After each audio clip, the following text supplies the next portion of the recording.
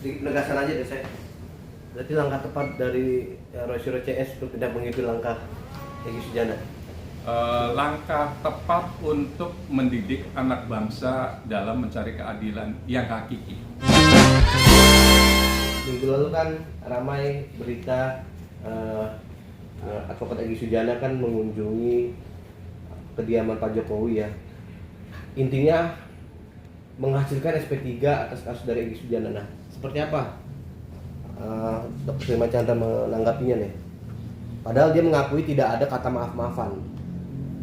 Gimana dok?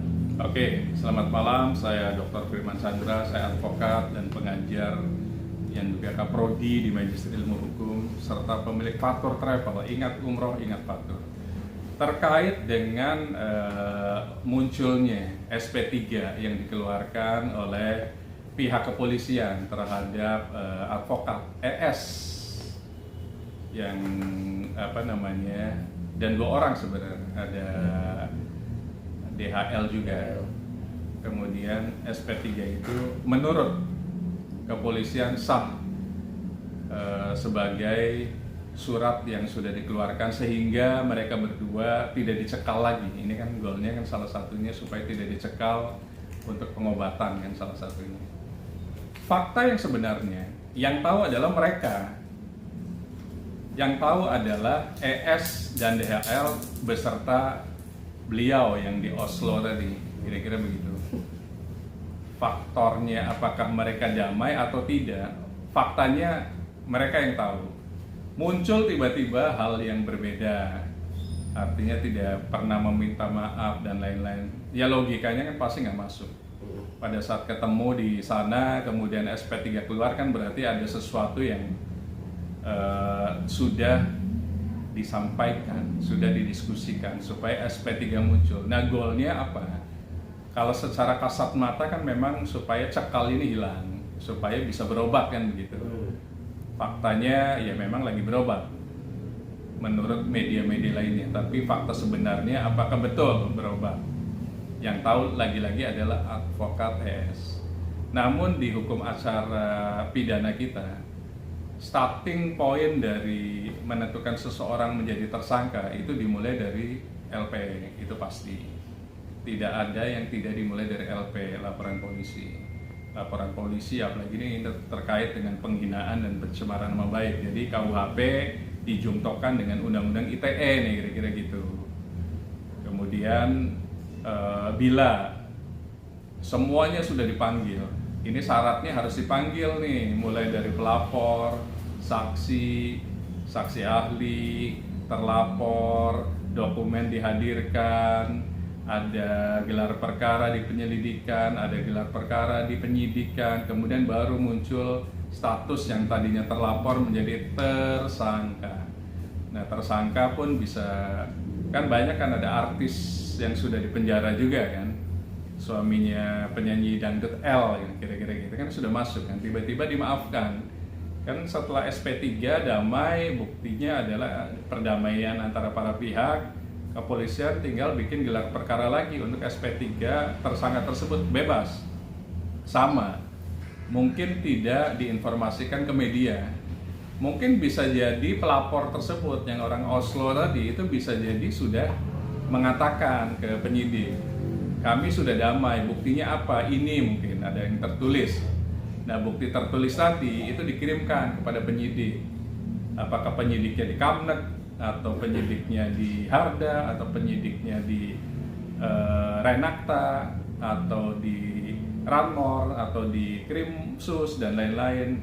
Mereka yang tahu. Setelah disampaikan bahwa kami sudah damai, buktinya ini, baru penyidik mengeluarkan atau gelar perkara dulu sebelum mengeluarkan SP3. Gelar perkara untuk SP3. Kemudian selesai, kalau sudah keluar SP3 otomatis cekal automatically akan hilang. Nah itu yang dilakukan. Jadi banyak berkembang, semuanya ya bisa benar bisa salah. Intinya statement-statement yang ada di masyarakat, yang tahu sebenarnya hanya orang yang terkait tadi, pelapor dan terlapor. Terlapor damai, bikin perdamaian. Pelapor hasil perdamaiannya kirim ke penyidik. Penyidik gelar perkara dan menerbitkan SP3 kepada terlapor yang sudah menjadi tersangka tersebut. Kan itu juga melahirkan sebuah restorasi justice antara S dengan Pak Jokowi ya. Itu berarti kan dalam hal ini kan pelapornya kan Pak Jokowi ya, Dok ya. Berarti itu atas persetujuan Pak Jokowi untuk RJ itu ya. Pelapor ya. Betul, karena pelapor itu di KUHP baru juga itu adalah delik aduan absolut. Artinya yang merasa menjadi korban itulah yang berhak melapor.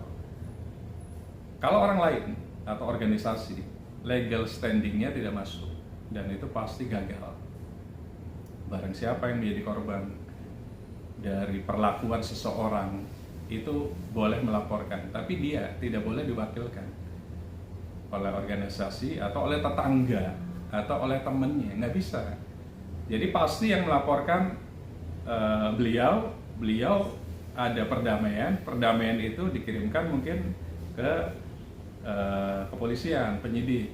Nah, penyidik gelar perkara, kemudian keluarlah SP3, gelar perkara untuk SP3. Dan cekal automatically tidak berlaku lagi karena SP3 kan ujungnya, induknya di bawahnya itu kan cekal apa semuanya, cekal sudah selesai. Oke, kalau terkait dari pihak lawan yang masih bersikeras untuk maju seperti klaster 2 itu, Dok, kayak Suryo, Tertiva dan Risma Sianipar itu gimana? Nah, mereka kan nggak mau mengikuti jejak langkah dari AS ya untuk RJ begitu. Dari kacamata seorang Dr. Firman Chandra seperti apa nih nanti ke depannya? Pertama, mereka bertiga atau mungkin lebih, ya mungkin yang terkenal bertiga. Tiga itu kalau saya lihat adalah pejuang.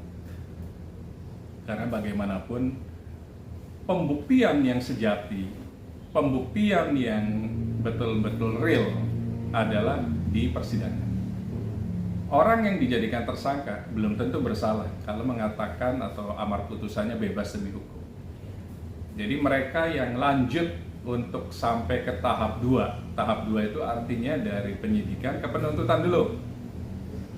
Penuntutan berarti apa? Kejaksaan. Karena Polda berarti Kejaksaan Tinggi. Karena Polda Metro Jaya berarti Kejaksaan Tinggi DKI. Kejaksaan Tinggi DKI akan membuat dakwaan kalau memang sudah ada serah terima dari penyidik ke penuntut. Kemudian dakwaan itu didaftarkan kepada pengadilan. Kejadiannya di mana? Katakanlah di Jakarta Selatan, berarti akan sidangnya di Pengadilan Negeri Jakarta Selatan nantinya. Jaksanya dari Kejaksaan Tinggi dan dari Kejaksaan Negeri Jakarta Selatan untuk beradu argumentasi antara kuasa hukum terdakwa nantinya pada saat dibacakan dakwaan, naik tuh statusnya dari tersangka menjadi terdakwa. Adu argumentasi secara akademis antara jaksa dan kuasa hukum. Bagaimana caranya kuasa hukum terdakwa bisa mematahkan argumentasi jaksa penuntut umum yang dibacakan di dakwaan dan nanti tuntutan. Nah, disitulah pertempuran sebenarnya. Mereka akan menghadirkan alat bukti, saksi-saksi ahli. Kuasa hukum juga harus menghadirkan juga.